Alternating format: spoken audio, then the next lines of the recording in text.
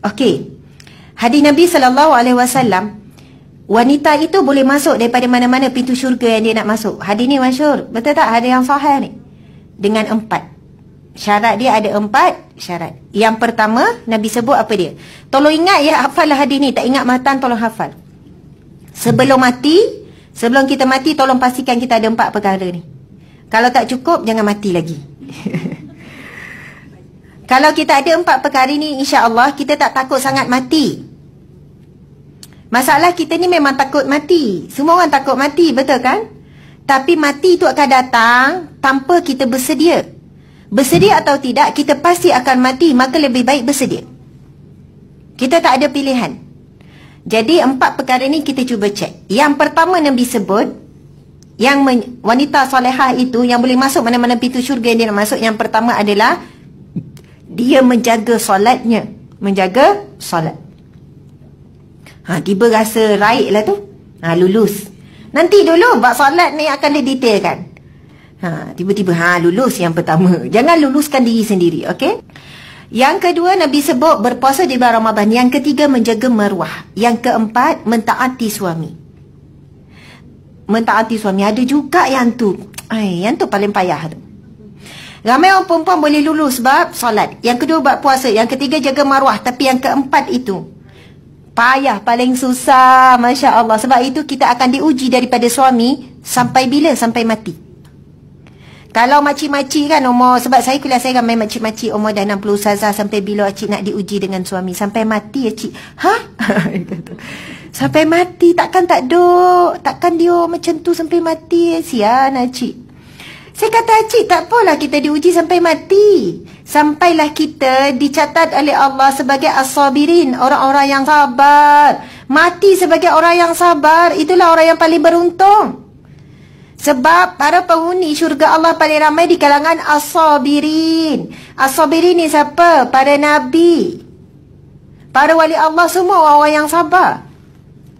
Wahai para wanita, para jemaah sekalian, diri kita sangat istimewa apabila Allah jadikan kita sebagai wanita.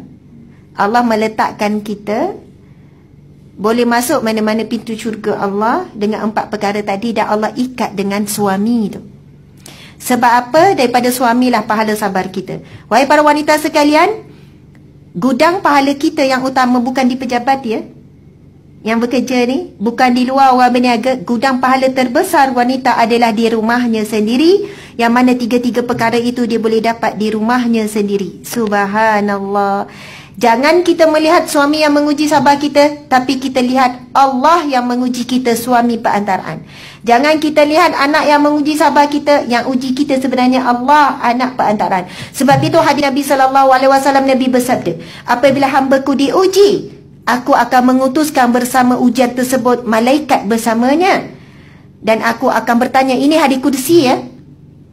Dan sekiranya hamba-Ku itu terima dengan redha dan sabar, dia berhak mendapat redha-Ku, yakni syurga Allah. Tetapi sekiranya hamba-Ku menerima ujian itu dengan marah, dia juga akan mendapat kemarahan-Ku. Masya Allah. Setiap kali apa yang berlaku, anak tumpahkan naik, Allah sedang test kita. Tapi kita rasa anak tu yang test kita. Menguji sungguhlah budak ni. Kita sebut macam tu. Menguji sungguhlah. Awak ni sangat menguji sabar saya lah. Sebab itu bila kita nampak suami yang menguji kita, kita marah sangat pada suami. Kita lupa di sebalik itu Allah yang sedang menguji kita. Jadi tipsnya, sebab ini dah sedar sikit, betul tak? Dah sedar sikit. Jadi satu ceramah itu takkan sempurna kalau sedar-sedar lepas tu terpengung. Macam mana nak buat ni?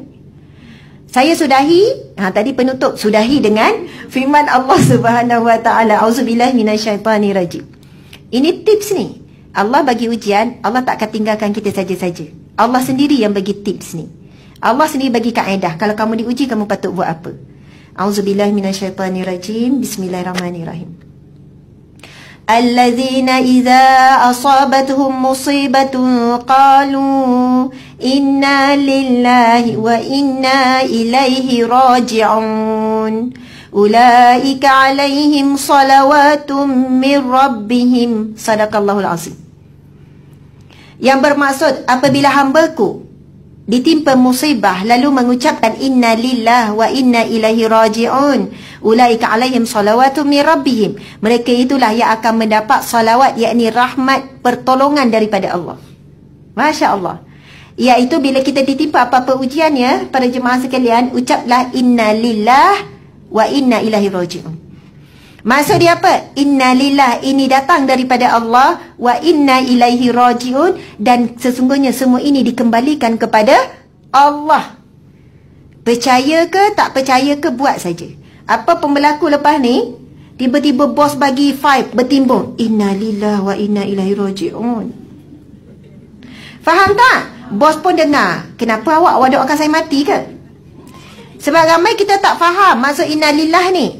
Dan ini sebenarnya orang Melayu kita je innalillah dengan khabar kematian. Sebenarnya kalau orang Arab, innalillah tu biasa.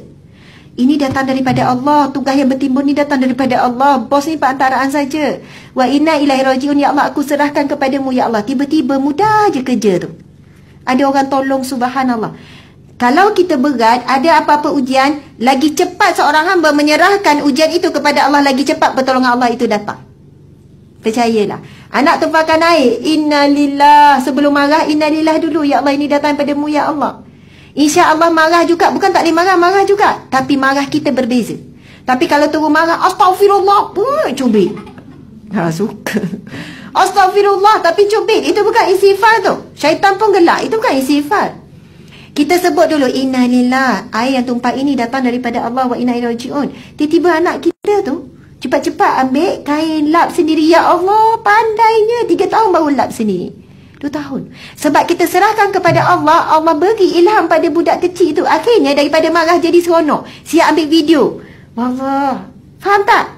Kalau biasa marah. Percaya atau tidak, buatlah. Baliklah suami uji kita apa pun. Ada gelas tak basuh, innalillah wa inna ilaihi raji'un. Kita pun basuh. Lepas tu insya-Allah perubahan apa yang berlaku, kita siap pesan lagi, bang, minum air tinggal je ya. Tak payah basuh. Tapi kita cakap dengan ikhlas. Akhirnya, Masya Allah, Allah tak bagi rasa apa-apa. Kita nampak setiap peluang tu adalah pahala. Apa yang berlaku adalah peluang pahala. Kita nak kumpul banyak-banyak. Tak apa. Tapi it's okay. Subhanallah.